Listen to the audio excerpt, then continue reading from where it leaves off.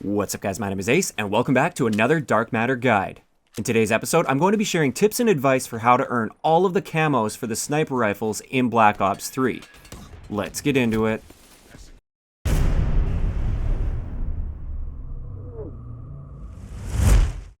Alright guys, so sniper rifles, this is one of the most requested guides from me for Dark Matter, because people are really struggling with sniper rifles, or at least a lot of people are. And that's partially going to be due to the fact that they removed aim assist on the SVG and the Locust, and it's also probably due to the fact that they completely changed up how your aiming down sight sensitivity works with a sniper rifle, so it definitely feels different compared to previous Call of Duties. So first, before we actually get into the camos themselves, the individual camos, I just wanted to do a short section at the beginning on the basics of using a sniper rifle effectively, and a few key changes that have been made from previous Call of Duty games and how to adapt into that role. So first off, I'm just going to say it's going to be a learning curve at first, especially for those of you guys that are used to sniping in previous COD games and haven't really sniped much in Black Ops 3. It is going to be a learning curve, and there's really no way around that. You've just got to play with it, push through, and learn how these new sniper rifles work. For the first several games with sniper rifles when I was going for Dark Matter, I really struggled with them. I did it really bad. I had a hard time hitting my shots. But by the time I was getting close to those diamond camos for the sniper rifles, I felt very, very comfortable with the sniper rifles, and I was hitting shots much more consistently, so just stick with it. So practice and experience is like the number one thing I can tell you for sniper rifles, but there's a few other little tips I can give you. So a big one, as far as hitting your shot goes, you might notice that the aim down sight sensitivity feels very, very fast compared to previous COD games. I would recommend, if you're really struggling to hit your shots, bump your sensitivity down just a little bit, which is actually like the opposite of what you would normally do in previous COD games with sniper rifles. Normally you'd bump your sensitivity up, but in this game, I find if you bump it down just a little bit, doesn't have to be a ton, it's probably going to help you a lot with that precision, especially at those really long range shots, or if you're picking off a person that's behind a piece of cover or something and you don't have much of him to see. Because keep in mind, we don't have that aim assist helping us anymore. Another tip I'm going to give you to help you hit your shots more effectively is play around with the different sights for each of the sniper rifles. I found that I really like the thermal sight on the SVG, but it wasn't really a fan of it on the Locust too much. I also really like the Varix sight on the Locust, especially when it's zoomed out. For whatever reason, it's just the field of view. It just works for me. I'm not saying that's what's going to work for you, but play around with it a little bit. I actually found from game to game, if I switched up my scope, the difference would be incredible in how effective I was with that sniper rifle. So I feel like the sight actually plays a big role in this particular game with the sniper rifles. And then finally, just general sniper awareness and positioning. You typically want to be a little bit behind the action, but not so far away from the action that you can't even get a line of sight on an enemy. And also, it pays to be a little bit unpredictable. Now, I know there's going to be those set sniper spots that you go to, like that set window on every map. That's where the snipers always go. And I'm not saying never go to those spots, because it's simply like the best places to go because it overlooks a big area with a nice long line of sight or something like that. It's just don't linger in there for too long. Maybe pick off a kill or two from there, and then move to a different sniper position. Try and pick a few people off from there, and then move back to the other sniper position. Just stay a little bit mobile, don't be afraid to move around a little bit, and I wouldn't recommend just sitting in the exact same spot all game, every game. And finally, just for these basic sniper tips, keep an eye out on your mini-map and pay attention to your surroundings. This is very important. Too many snipers just get that tunnel vision, they're only worried about what's going on the other half of the map, and they don't really read the flank, they don't realize they're about to be killed by a guy that's sneaking up on them somewhere. So you have to be aware of what's immediately around you as well as what is at a distance that you're trying to shoot at. A lot of this just comes down to constantly checking your minimap and just looking to see if there's a big open area where an enemy could potentially flank through where you have no teammates, or having a perk like Awareness or Sixth Sense or something like that, just to give you that little bit of an indication when an enemy is actually getting close to you and trying to flank you. This is going to help you a ton, especially when we get to those bloodthirsty metal kills. Also, one more little tip I wanted to point out is make sure you put a pistol on your class. This is great if you're also going for your camos for your pistols, because it's a win-win. You get a little bit of progress towards your pistol when you switch to it if somebody's up close and trying to kill you. Plus, it keeps you alive, so then you're just right back in the fight with your sniper rifle. So that's the basic tips. Like I said, if you're struggling with these, it really just comes down to practice. There's not much else I can do for you at this point. It's all up to you from there. But let's finally get into the camos themselves, and the first set of camos you have to accomplish to unlock the last set of camos is you have to get 100 one-shot kills. Now for the Locust and the SVG, this is pretty straightforward. You can just play core game modes, and I would recommend playing objective game modes as well. I like playing objective game modes because usually you can find enemies that are focused on something aside from just killing you. Like they're on the B flag, for instance, in Domination, or they're around a safeguard robot. And they're pretty predictable. They kind of funnel into those areas and you can just hang back and pick them off. I also really like Ground War for this just because there's so many kills to go around. But one thing to be aware of is you typically want to have a decent team in front of you. You're not going to be very useful for playing the objective effectively. So you're not going to be able to help too much as far as capturing the B flag goes. You might be able to support them or something, but you can't be just rushing around like crazy and trying to do all the objective work. So I would recommend, if you have an opportunity, play with some people that you know are good at the game and that want to play the objective, and just let them know, I'm going to be sniping, so I'm not going to be much of a help, but I'll try to support you the best way I can. Because if you try to do this solo, it's very easy to get just pushed back into your spawn, and it's very difficult to get sniper kills effectively when you're pushed back into your spawn. It's better if you have the map control and the enemies are forced to come to you. So, like I said, the Locust and SVG are pretty much straightforward. You just play with them, start to get a feel for them, and these 100 one-shot kills will just come over time because every kill you get is going to be a one-shot kill.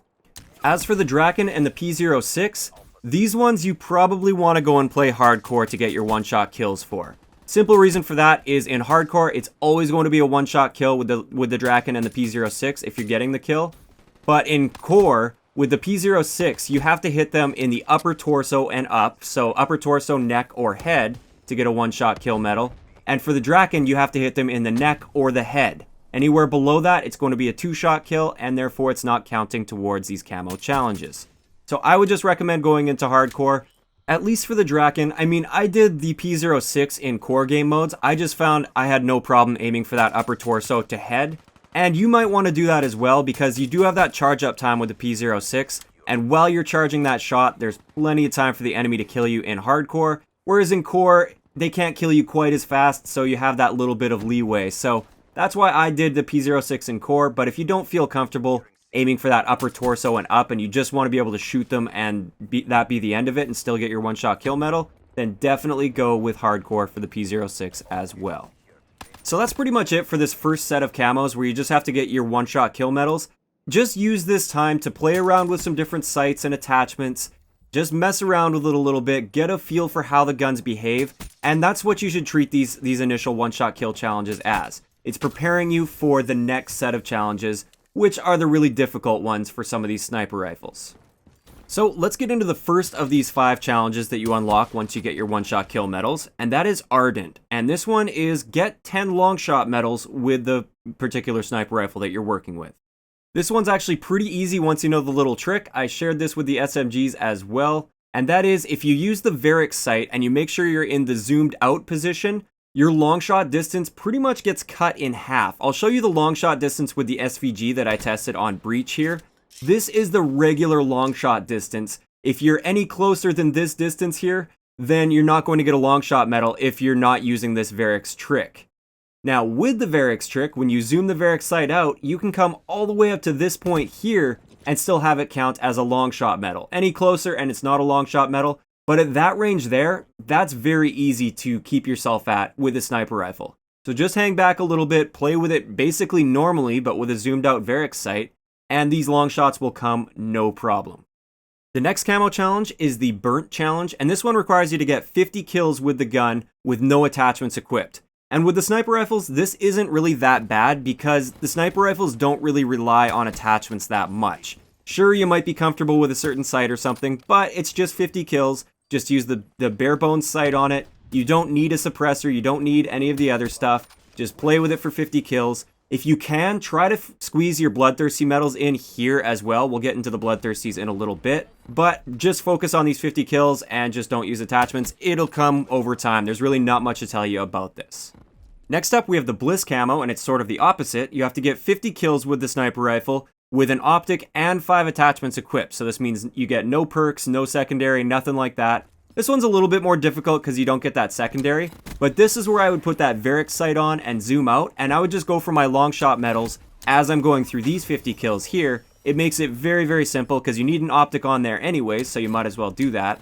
And as for attachments, just put on all the attachments you want. It's pretty straightforward once again. It is just going to be a little bit more difficult because you don't have that pistol to switch to, you won't have any perks, and you won't have any tacticals like shock charges, or you won't have trip mines to watch your back or anything like that. So it's a little more difficult, but again, there's really not much I can give you as far as tips go for this. Just play with it and get your 50 kills.